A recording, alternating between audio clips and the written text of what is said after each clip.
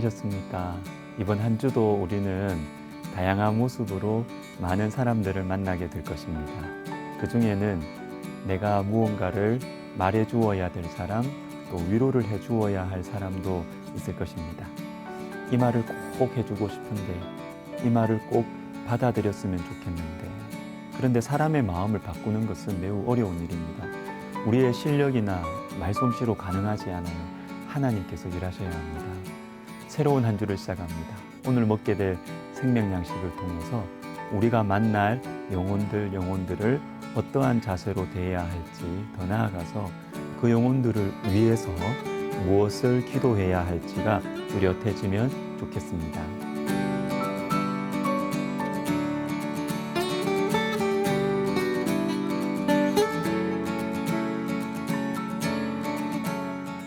오늘 본문인 욥기 36장 4절에는 이런 말씀이 있습니다. 온전한 지식을 가진 이가 그대와 함께 있느니라. 하나님께서 그대를 가르치시기를 바란다는 것이죠. 하나님이 가르쳐야 된다는 거예요. 이것이 엘리후가 믿는 구석이고, 다른 사람을 가르치고 위로할 때 우리가 가져야 하는 마음입니다. 내 말로 내 능력으로 사람의 마음을 움직일 수가 없다는 것이죠. 욥기 33장 7절도 읽어드리면, 내 위엄으로는 그대를 두렵게 하지 못하고 내 손으로는 그대를 누르지 못하느니라. 내 권위로, 내 능력으로는 당신의 마음을 바꿀 수가 없다는 것입니다. 맞아요. 사람의 마음은 쉽게 변하지 않습니다. 우리 힘으로 변화시킬 수 없습니다. 예전에 청소년 사역을 헌신적으로 또 훌륭하게 하시는 어떤 목사님의 말씀을 들었습니다. 이렇게 말씀하세요. 어른들은 다 듣는 것 같은데 실제로는 안 듣습니다. 그러나 아이들은 안 듣는 것 같은데 듣고 있습니다. 이 재미있는 말이죠. 그러나 안타까운 현실입니다. 저와 여러분, 우리 어른들은 예의가 있고 눈치가 있어서 겉으로는 다 듣는 것 같아요. 그러나 진심으로는 잘 듣지 않습니다. 하나님 말씀도 마찬가지입니다. 예배 시간에는 잘 듣는 것 같습니다.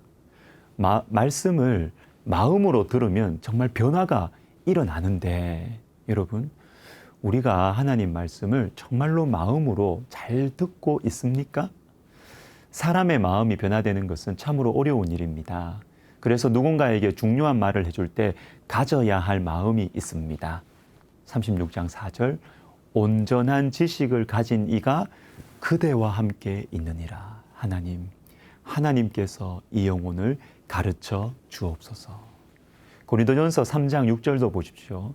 나는 심었고 아볼로는 물을 주었으되 오직 하나님께서 자라나게 하셨나니. 나는 말씀에 씨를 심었고 아볼로는 물을 주었으며, 이것은 뭐예요? 각자의 은사에 따라 섬긴다는 것입니다. 그런데 그 영혼을 자라나게 하는 사람은 바울도 아니고 아볼로도 아니고 하나님이라는 것입니다. 내 실력이 아니에요. 내가 잘 섬겨서 사람이 자라난 게 아니라는 것이죠. 하나님께서 자라나게 하신 것입니다. 어떤 사람이 나와 대화를 하면서 그 마음이 변화되고 인생의 문제가 해결되었습니다라고 말해도 내 실력으로, 내 말솜씨로 된 것이 아니에요.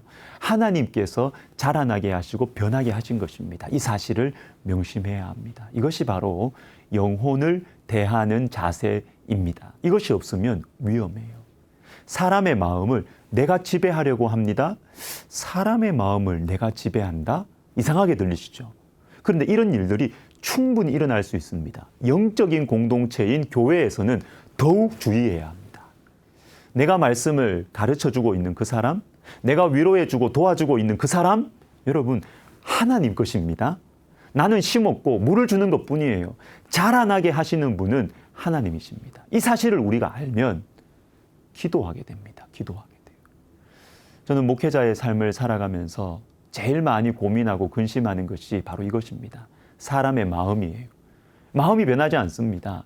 이건 성도님들만의 마음, 이것만을 제가 말하는 게 아니고요. 제 마음도 만만치가 않더라고요.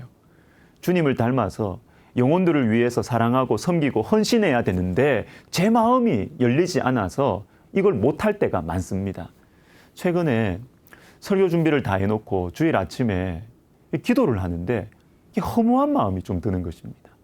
바른 말, 성경적인 메시지, 이거 전에도 사람들의 마음이 변하지 않으면 무슨 소용이 있는가. 참 허무한 마음. 그러나 감사했어요. 내가 무엇을 위해 기도해야 하는지를 알게 되었기 때문입니다. 하나님의 뜻이 무엇인지, 설교 원고를 어떻게 하면 잘 준비하는 것인지 이것도 중요하고 이것을 위해서 기도해야 하지만 더 중요한 것은 영혼들의 마음을 위한 기도라는 것을 알게 된 것이에요. 말씀을 듣는 사람들의 마음밭을 위해서 기도해야 되겠구나. 여러분, 마음밭을 위해서 기도한다는 것은 성령의 역사를 구하는 것입니다. 사람의 마음을 내 힘으로 어떻게 변화시켜요? 오직 성령께서 하실 수 있는 것입니다. 인간의 한계를 인정할 때, 나의 한계를 인정할 때 성령의 역사를 구하게 됩니다. 내 지식과 내 말솜씨로 사람의 마음을 변화시킬 수 없다는 것을 정말로 알게 될 때 진심으로 기도하게 되는 것입니다.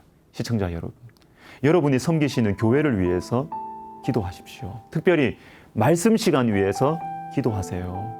우리 목사님 설교 잘하게 해주세요. 감동적으로 설교하게 해주세요. 좋습니다. 그러나 이것보다 더 중요한 기도가 있습니다.